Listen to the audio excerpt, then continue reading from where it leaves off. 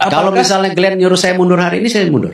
Atau semua ngeliat suruh mundur, ya udah saya mundur. Bikin aja.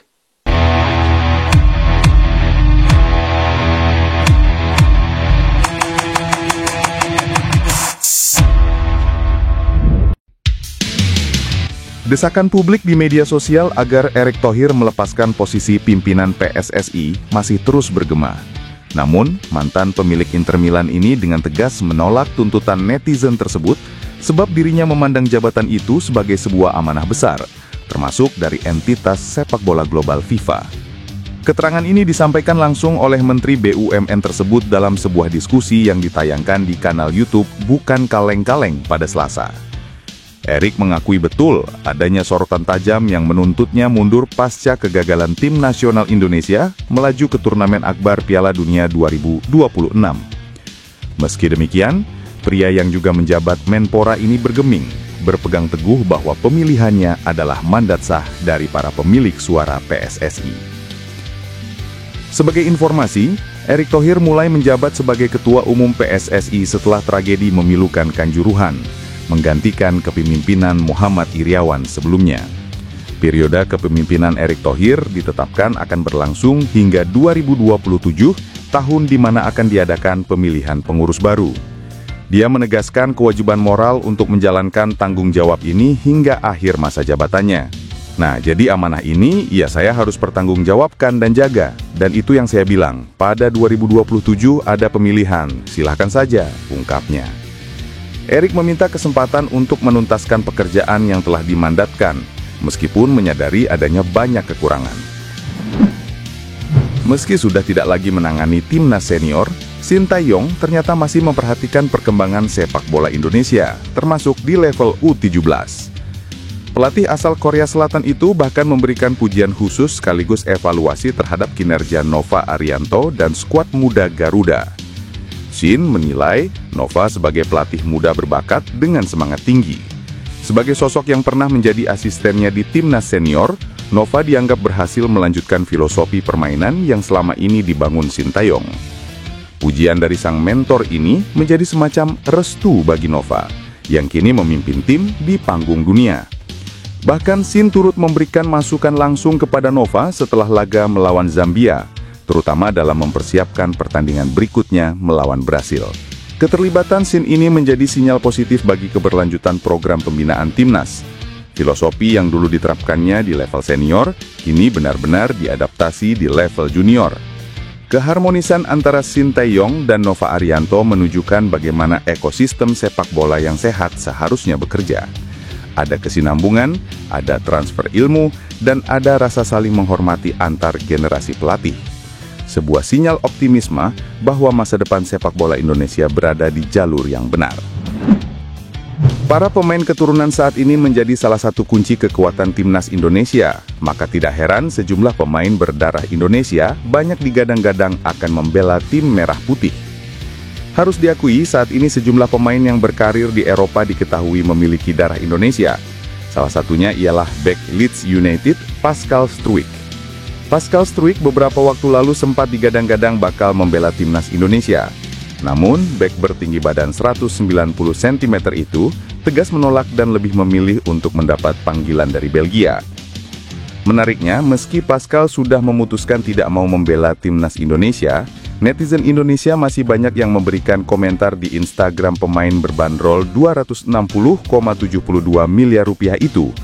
Bahkan salah satu netizen ada yang gagal fokus dengan tato yang dimiliki oleh Pascal pada bagian kaki kanannya. Pada postingan terbaru, Pascal unggah foto saat dirinya tengah berlibur. Di salah satu foto terdapat Pascal sedang duduk di bibir pantai. Di foto itu terlihat ada tato Garuda di bagian tulang kering kaki kanan Pascal. Selain memiliki darah Belgia dan Belanda, Pascal Struijk ternyata juga memiliki darah keturunan Indonesia. Keturunan itu datang dari garis kakek dan nenek dari ayahnya, sebab mereka kedua lahir di Indonesia. Oleh karena itu, Struijk sebetulnya bisa bermain untuk timnas Indonesia di pertandingan internasional. Penyerang timnas Indonesia, Ole Romeni, mengucap syukur bisa kembali bermain untuk Oxford United setelah sebelumnya absen cukup lama karena cedera. Ole Romeni sebelumnya mengalami cedera pergelangan kaki di turnamen pramusim Piala Presiden 2025 pada Juli lalu. Cedera itu membuatnya absen membela timnas Indonesia di FIFA Matchday September. Setelah pulih, Romeni sudah kembali bermain di laga melawan Arab Saudi dan Irak pada putaran keempat Piala Dunia 2026 pada Oktober. Sayangnya, kehadiran striker 25 tahun belum mampu meloloskan Indonesia ke Piala Dunia 2026. Langkah Garuda terhenti di babak keempat setelah menelan kekalahan dari Arab Saudi dan Irak. Romeni langsung kembali ke Inggris setelah Indonesia dipastikan gagal lolos ke putaran final. Dia akhirnya mendapatkan kesempatan comeback bersama Oxford. Momen tersebut terjadi saat Oxford berhadapan dengan Stoke City pada lanjutan divisi Championship atau kasta kedua Liga Inggris Rabu dini hari WIB. Romeni masuk sebagai pemain pengganti pada menit ke-81 dalam pertandingan yang berakhir dengan skor 0-3 untuk kekalahan Oxford.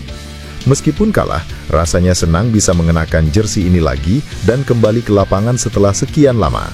Terima kasih atas sambutan hangatnya, tulis Romeni di Instagram. Bek Timnas Indonesia U17 Matthew Baker menegaskan skuad Garuda Muda tidak gentar menghadapi Brasil pada laga kedua grup H Piala Dunia U17 2025. Meski tim Samba dikenal sebagai raksasa sepak bola dunia, Baker menilai peluang selalu terbuka bagi siapapun di atas lapangan. Dalam wawancaranya bersama FIFA, pemain berdarah Indonesia Australia itu menegaskan bahwa Indonesia memilih fokus dari satu laga ke laga berikutnya tanpa terbebani nama besar lawan. Kami belum mempelajari banyak hal tentang Brazil. Kami melangkah laga demi laga. Saya tahu itu akan menjadi pertandingan besar, tapi ini sepak bola. Apapun bisa terjadi, ujar Baker. Baker menegaskan bahwa perbedaan peringkat atau reputasi bukan alasan untuk menyerah sebelum bertanding. Pemain kelahiran Australia itu juga menilai keberhasilan Indonesia tampil di ajang bergengsi ini menunjukkan betapa besar potensi sepak bola tanah air. Itu menunjukkan betapa besar potensi negara ini. Di masa depan kita bisa menyaingi negara seperti Brazil, tambahnya. Meski Indonesia kalah 3-1 dari Zambia di laga perdana, Baker tetap melihat banyak hal positif yang bisa dijadikan bekal menghadapi laga berikutnya. Brazil sendiri datang dengan status favorit juara. Tim asuhan Felipe Leal itu menghancurkan Honduras 7-0 di laga pembuka dan kini memimpin klasemen sementara grup H dengan 6 poin. Pertandingan Indonesia versus Brasil akan berlangsung di lapangan Aspire Zone Al Rayyan Jumat pukul 22.45 waktu Indonesia Barat. Laga ini akan menjadi ujian terbesar Garuda Muda di fase grup sebelum menghadapi Honduras pada laga terakhir Senin. Ketua Umum PSSI Erick Thohir berbicara tentang perkembangan pencarian pelatih Timnas Indonesia. Timnas Indonesia saat ini dalam posisi tanpa pelatih setelah sepakat mengakhiri kerjasama dengan Patrick Kluivert.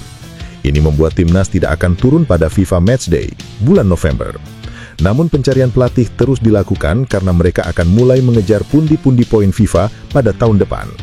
Pemilihan yang tepat dihadapkan bisa menjadi jalan untuk skuad Garuda kembali kompetitif menjelang Piala Asia 2027 dan kualifikasi Piala Dunia 2030. Erick Thohir menjelaskan bahwa tahun depan mereka akan fokus pada agenda FIFA Matchday. Sejauh ini sudah ada 5 nama yang berpeluang menjadi pelatih Timnas Indonesia. Tentunya proses diskusi masih terus berjalan karena mencari sosok yang tepat untuk skuad Garuda tidak mudah. Banyak komunikasi yang harus dilakukan oleh PSSI untuk mengambil keputusan. Kalau sudah ada 5 nama ini kan kita harus coba diskusi dengan banyak pihak, termasuk dari PSSI dan stakeholder pemerintah, kata Erick Thohir. Sosok yang menjabat sebagai Menpora ini melanjutkan, 5 nama ini belum pasti akan bersedia untuk melatih Timnas Indonesia. Pasalnya ini baru rencana dan tentu masih terbuka ada nama-nama baru yang akan masuk dalam daftar. Apalagi sebelumnya ada 10 pelatih yang masuk daftar dan setengahnya tidak bersedia. Selain itu, proses yang akan dilakukan PSSI masih panjang dan mereka tidak akan terburu-buru. Erick tidak ingin memberikan bocoran lanjutan terkait nama-nama tersebut, termasuk asal negara calon pelatih Timnas Indonesia selanjutnya. Namun dari daftar tersebut, mereka berasal dari sekitar 4 negara. Pelatih Timnas Indonesia U17 Nova Arianto mengakui bahwa Timnas berhasil U17 adalah satu di antara unggulan di Piala Dunia U17 2025. Meski lawannya kandidat juara, ia meminta anak asuhannya tidak takut. Timnas Indonesia U17 akan melawan Brasil di matchday kedua grup H, ajang Piala Dunia U17 2025. Laga ini akan digelar di Pitch 7 Aspire Zone Academy Qatar pada Jumat WIB. Tantangan Timnas Indonesia U17 semakin berat, terlebih di laga perdana Grup H. Tim Merah Putih kalah 1-3 dari Zambia. Meski melawan Brasil, Nova kemungkinan tidak akan banyak mengubah susunan pemain Timnas Indonesia U17 untuk melawan Brasil U17. Namun, ia meminta para pemainnya untuk tidak takut, karena di lapangan apapun bisa terjadi.